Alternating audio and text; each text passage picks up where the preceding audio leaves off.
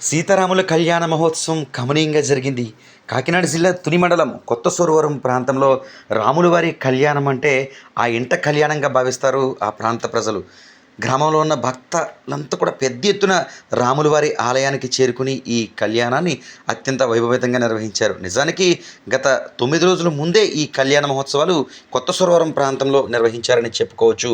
అనేక కార్యక్రమాలు సీతారామ లక్ష్మణులకు ప్రత్యేక సప్తనది జలాలతో అభిషేక కార్యక్రమం, ముత్తైదులందరికీ కళ్యాణానికి ముందే గాజులు పంపిణీ చేసే కార్యక్రమం, ఇలా ఎన్నో ఆధ్యాత్మిక కార్యక్రమాలు అత్యంత కమనీయంగా నిర్వహించారు. ఇక శ్రీరామ నవమి సందర్భంగా ఆదివారం మధ్యాహ్నం 12:30 గంటల సమయంలో చక్కని వేదికపై సీతారాములను వేయించింపచేసి అర్చక స్వాములు గణపతి పూజ, పుణ్యహవచనం, కంకణ ధారణ, మాంగళ్య ధారణ, తలంబ్రాలు ఘట్టాలు ఆధ్యాత్మిక పర్వంగా నిర్వహించారు. ఎటు చూసిన శ్రీరామ నామ జపంతో భక్తులు భక్తి శ్రద్ధలతో ఈ కళ్యాణాన్ని తిలకించారు.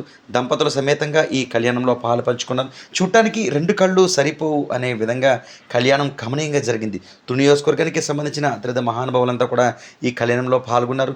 సీతారాముల కళ్యాణాన్ని కళ్ళారా తిరిగించి అనంతరం జరిగిన అన్నప్రసాద వితరణలో ప్రసాదాన్ని స్వీకరించి సీతారాముల ఆశీస్సులు అందుకున్నారు.